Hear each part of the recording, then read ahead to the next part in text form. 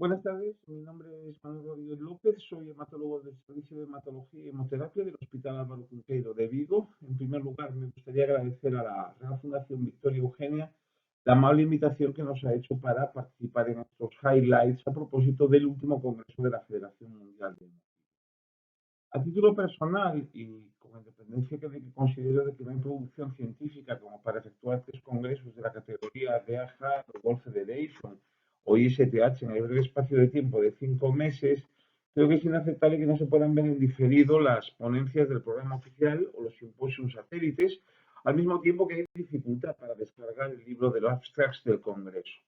La razón de ser de estos congresos entiendo que es facilitar el acceso al conocimiento y a diferencia de otros, siento que en el acceso a este conocimiento se nos ha limitado. A mí me ha tocado hablar a propósito de la hemofilia B y a propósito de la misma, traigo a colación publicación como suplemento del Congreso en la revista Hemofilia de este trabajo a propósito de las terapias génicas, bien las actuales o emergentes, en la hemofilia B. Podemos ver las diferentes terapias génicas, muchas de ellas están cerradas, y podemos ver los resultados ya de los estudios de Pfizer a propósito de la terapia génica en hemofilia B con el fidanocogin, el Aparvobec, y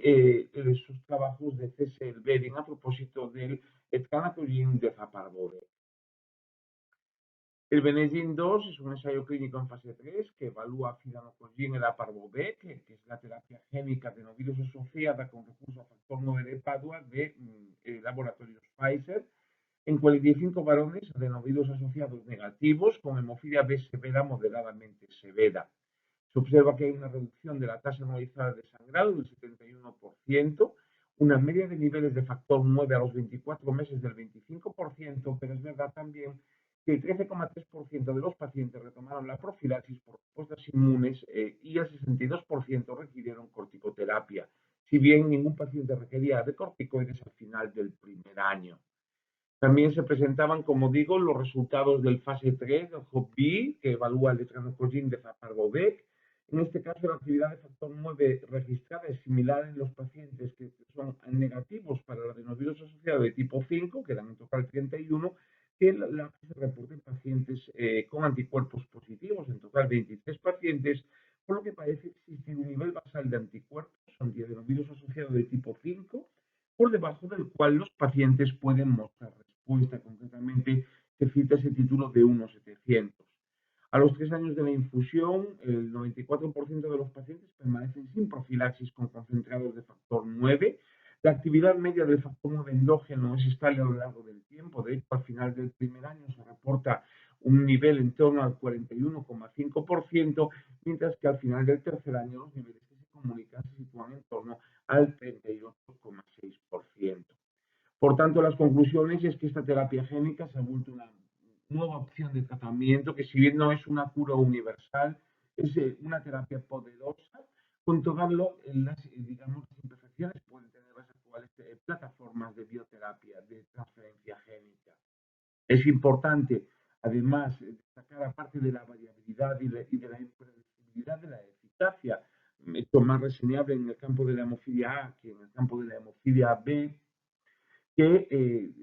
pueden haber terapias génicas, es necesario el diseño de terapias génicas para subgrupos de pacientes que actualmente no son elegibles, que podrían requerir diferentes sistemas de transferencia génica, muchos de los cuales no están preparados actualmente para su translación clínica, pero que podrían traer innovaciones necesarias para superar las actuales limitaciones de esta terapia.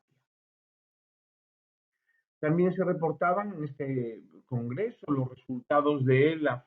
terapia génica con el etranacogin de Zaparvovec en la cohorte de pacientes con coinfección por VIH. El trabajo que presentaba el doctor Pike evaluaba la eficacia y seguridad del etranacogin de Zaparvovec en este subgrupo de pacientes adultos con hemofilia B con coinfección por virus VIH, incluidos en el fase 2B y en el fase 3, en el ensayo clínico fase 3. Entre los criterios de exclusión de estos ensayos se encontraban los pacientes VIH positivos que no estuvieran controlados con terapia antirretroviral y mostraron un recuento de CD4 por debajo de 200. lo que podemos ver es que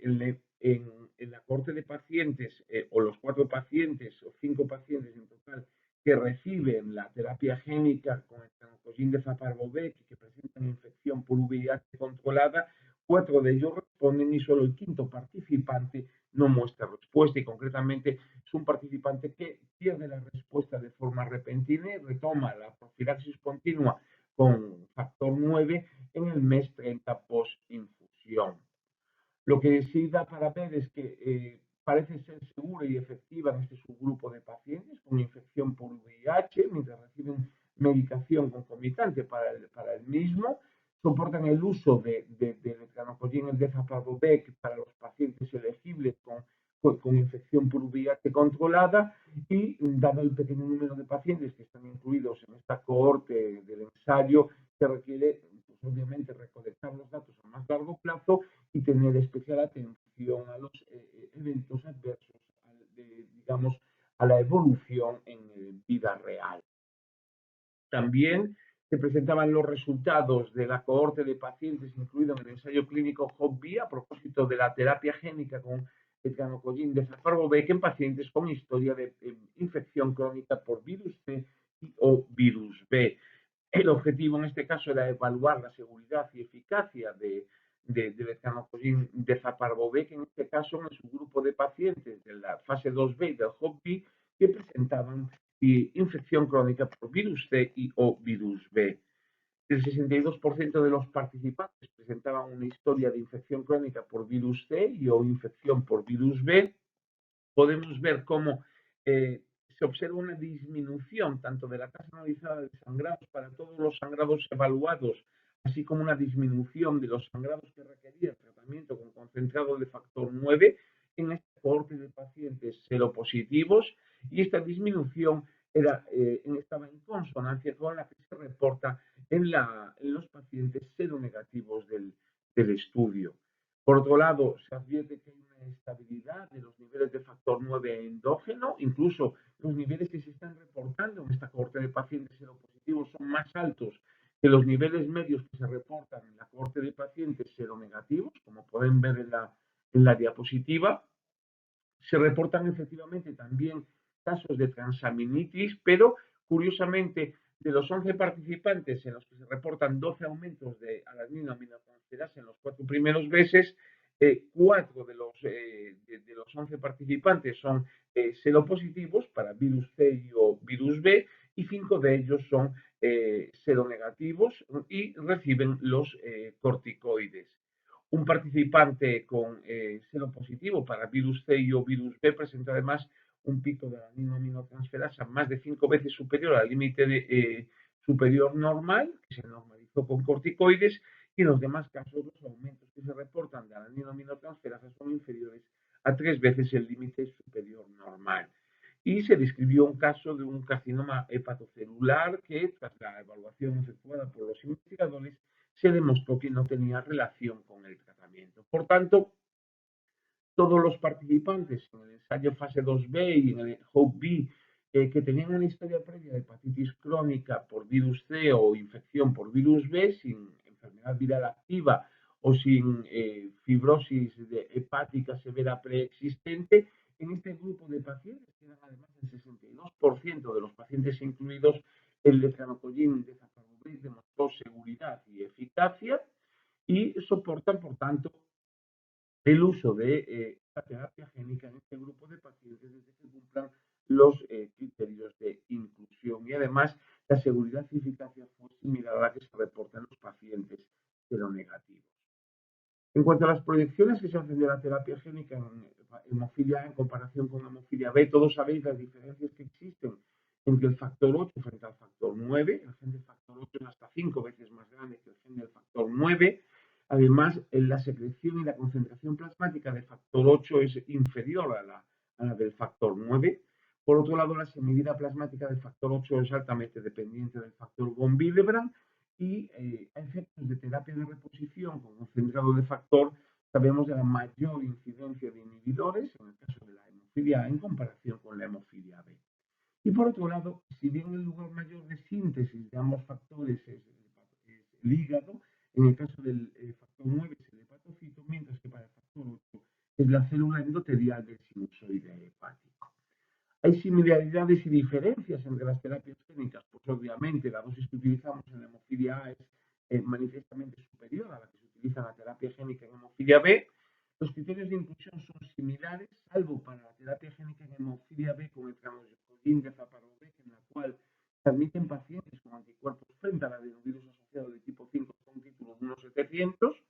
En cuanto al seguimiento a largo plazo, en el caso de la hemofilia A estamos hablando de seguimientos de más de 5 años, altamente variables, mientras que en el caso de la hemofilia B hablamos ya de seguimientos de más de 12 años, desde los primeros trabajos ya reportados por Redwani en el Royal College en Londres. En cuanto al curso de los niveles de factor, se observa en la hemofilia A que hay una disminución ya después del primer año, a veces ya a partir del sexto mes, mientras que los niveles de factor 9 en el caso de las terapias génicas en hemofilia B suelen mostrar menos picos, pero sí una mayor constancia de esos niveles a lo largo del tiempo. No se han descrito inhibidores en ninguna de las terapias génicas ni tampoco se han descrito hasta el momento efectos adversos a largo plazo asociados con estas terapias. Se reportaban también los resultados de un estudio a propósito de la calidad de vida relacionada con la carga de la enfermedad, especialmente y con el seguimiento en pacientes que habían recibido la terapia génica con el canocogin de Zaparvovec. En este caso, el trabajo del doctor Pipe lo que muestra, lo que intenta es determinar cuál es el efecto de una dosis única de canocogin de Zaparvovec en la calidad de vida de los pacientes y en la carga asociada de la enfermedad determinada con recurso al cuestionario PROB después de 3 años de la infusión del etranocogin de Zaparvovec. Podemos ver que ya desde el inicio hay un aumento del score PROB,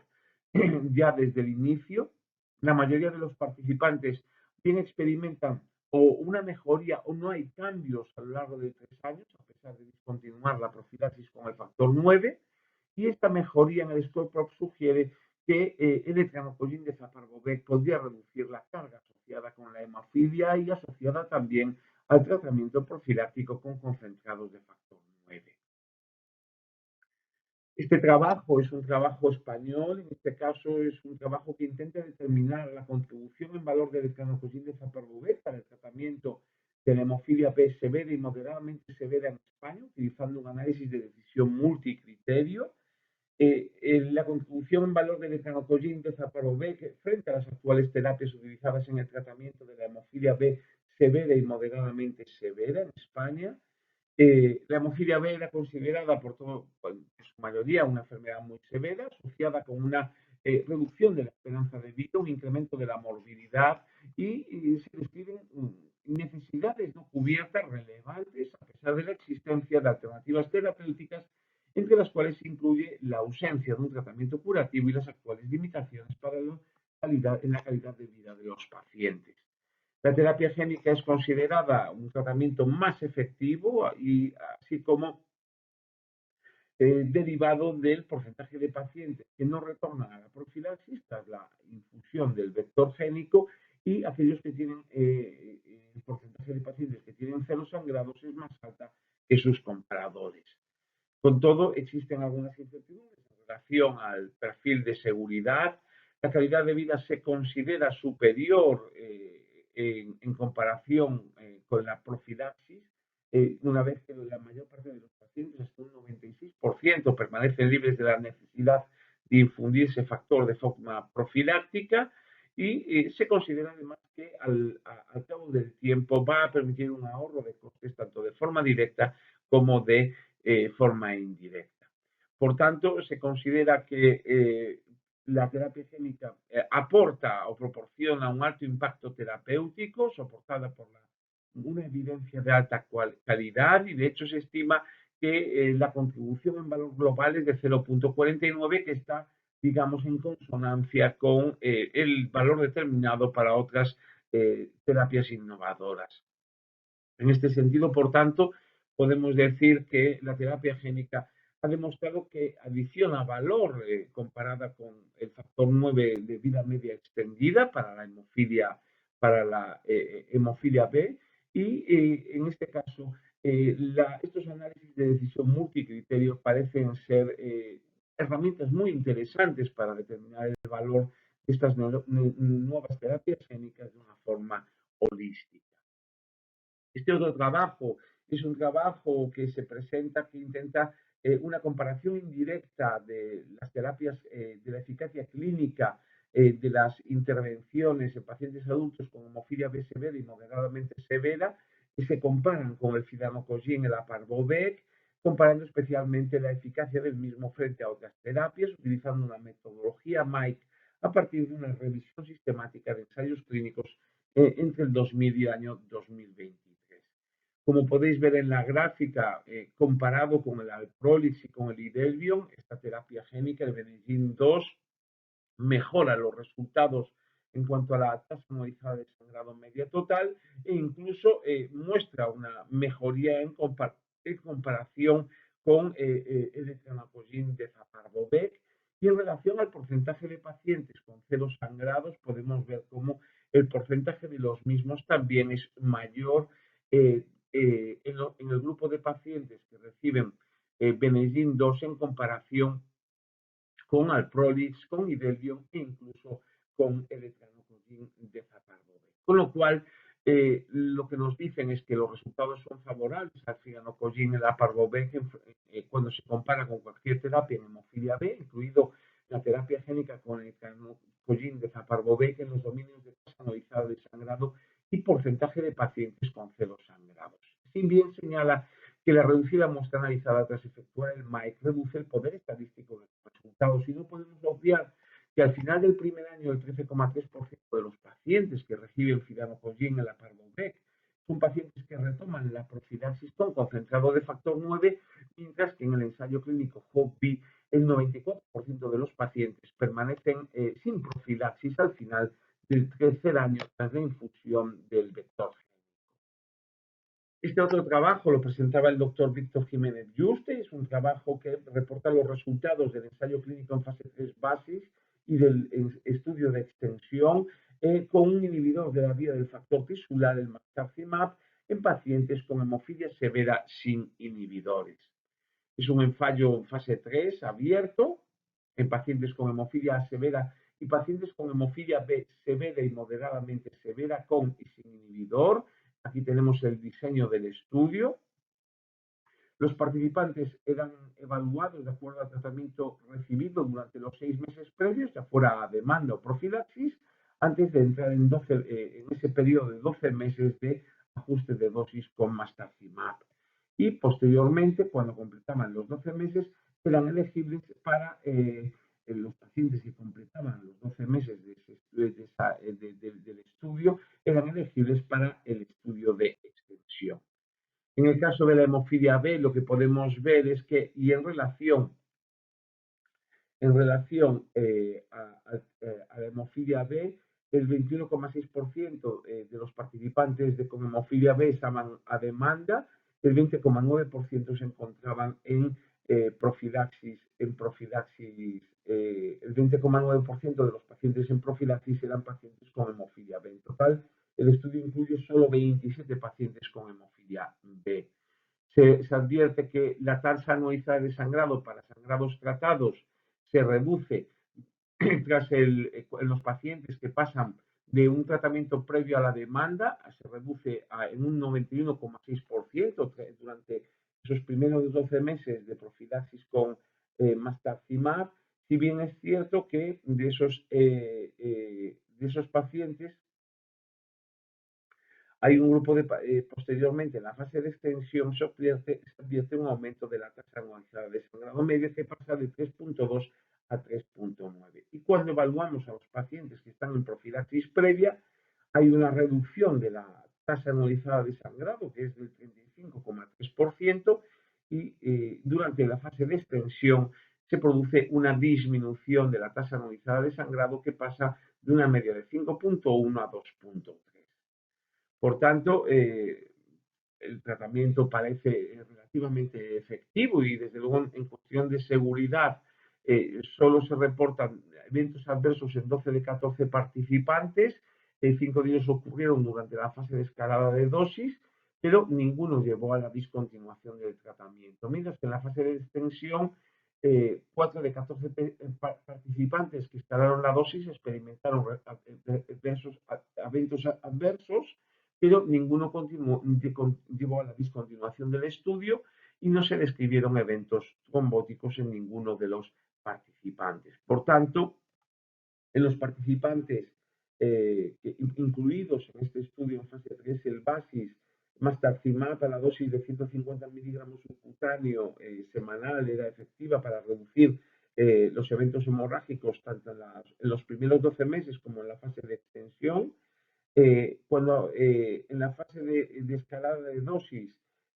podemos ver que hay una mejoría también en la media de la tasa anualizada de sangrado en los participantes que efectúan la escalada de dosis, consistente con la efectividad del régimen de tratamiento.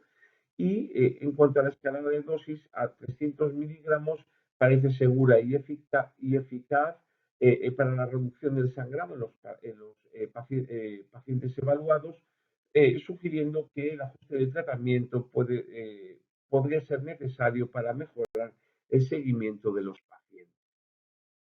Este otro es un estudio que evalúa, es una experiencia que evalúa el Nonacog Betapegol en adolescentes y adultos con hemofilia B, una experiencia en un centro terciario de tratamiento en la India, en la que curiosamente lo que podemos ver es cómo el uso del Nonacog Betapegol en la dosis baja de 10 unidades por kilo una vez cada 2 semanas, a lo largo del año consigue reducir la tasa anualizada de sangrado en todos los pacientes incluidos en este trabajo, que en total son 9. 9 pacientes, 8 de los cuales tienen menos de 18 años, con hemofilia B severa menor del 1%, y que venían de un tratamiento previo a demanda y que tenían una media de sangrados por año del 9,8 por año. Entonces, como os digo, podemos ver la alta eficacia del Nonacog Betapegol en esa dosis de 10 unidades kilo una vez cada 2 semanas, y podemos ver cómo al final del año la tasa anualizada de sangrado que reportan los pacientes después del switch es de 0. También este trabajo es muy interesante porque es un trabajo que evalúa el control, que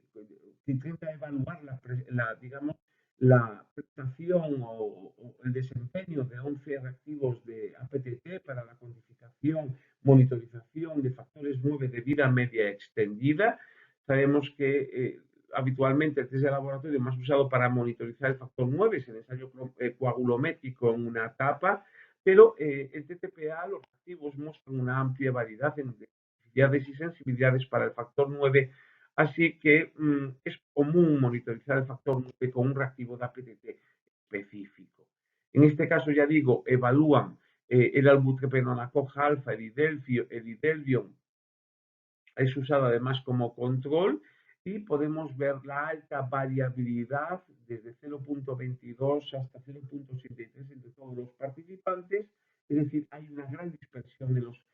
resultados del factor 9 entre los distintos centros, con un coeficiente de variación del 44,6%. Por tanto, no todos los reactivos de APTT ni todas las combinaciones de reactivos e instrumentos tienen la misma sensibilidad para monitorizar el tratamiento con factores 9 de vida media extendida. Hay una gran variación entre centros en cuanto a los resultados del factor 9, con un coeficiente de variación similar a lo publicado en los programas de control externos de calidad externos e internacionales, y es necesario, por tanto, una curva de calibración específica para cada reactivo, de forma a reducir los coeficientes de variación entre laboratorios y mejorar la determinación, la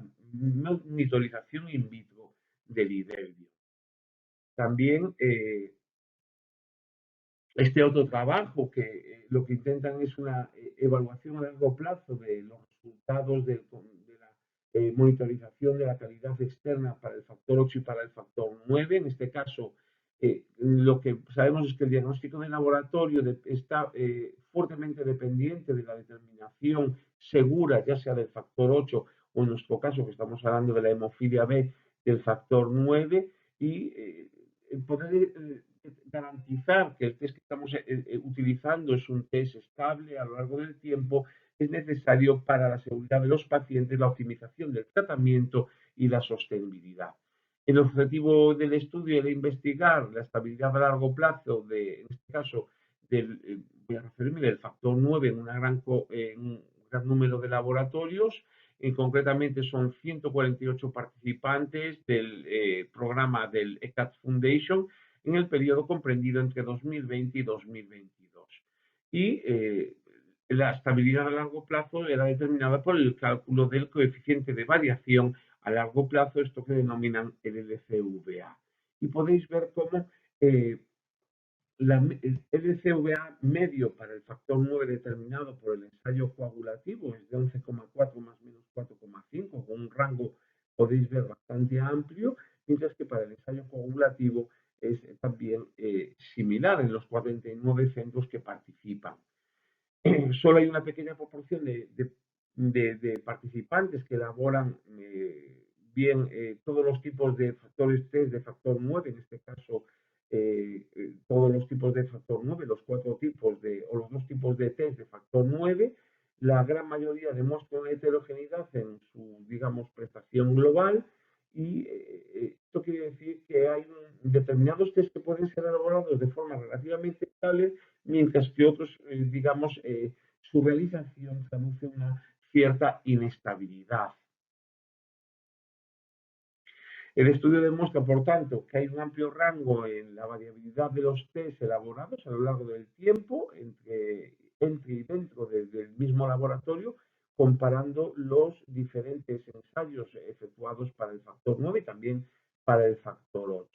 Y solo una pequeña proporción de participantes en el estudio efectúan todos los ensayos con, digamos, un coeficiente de variación en el rango bajo a largo plazo. Este otro trabajo es un trabajo que reporta el grupo CLAD, el grupo latinoamericano de trombosis y hemostasia, a propósito de la disponibilidad de implementación de los estudios de farmacocinética en Latinoamérica, y lo que nos dicen es que el número de centros que disponen de estudios de farmacocinética poblacional y que participan en la encuesta del CLAD de World Federation Hemophilia corresponde al 1,5% de los centros registrados en el WAPSEMO, lo cual, digamos, subraya la necesidad de mayores esfuerzos y de estrategias de implementación que favorezcan el uso de la farmacocinética poblacional en los centros de tratamiento de hemofilia de América Latina. Esto otro es un estudio, es un trabajo que presenta la doctora Olga Benítez del Hospital de Valdebrón a propósito de la farmacocinética de los diferentes concentrados de vida media extendida de factor 9 usando distintos modelos, y el objetivo es analizar, en este caso, los parámetros farmacocinéticos del albuterol alfa, del Itelium, utilizando dos modelos de farmacocinética diferentes. Se trata de un estudio multicéntrico, observacional y prospectivo, que incluye pacientes con hemofilia B severa que reciben profilaxis con Itelium entre marzo del 2022 hasta enero del 2023. La caracterización farmacocinética es elaborada utilizando el modelo poblacional WAPSEMO y un modelo monocompartimental. Y se hace una estimación del tiempo que el paciente permanece con niveles valle por encima del 5%. Aquí podemos ver los resultados comparados. Incluían 18 pacientes tratados con Itelium en 4 hospitales españoles. Las conclusiones es que hay diferencias entre digamos, entre la CI y la semivida cuando el producto es evaluado usando un modelo monocompartimental que un modelo que cuando utilizamos el modelo poblacional de WAPSEM. Y nada más. Muchas gracias.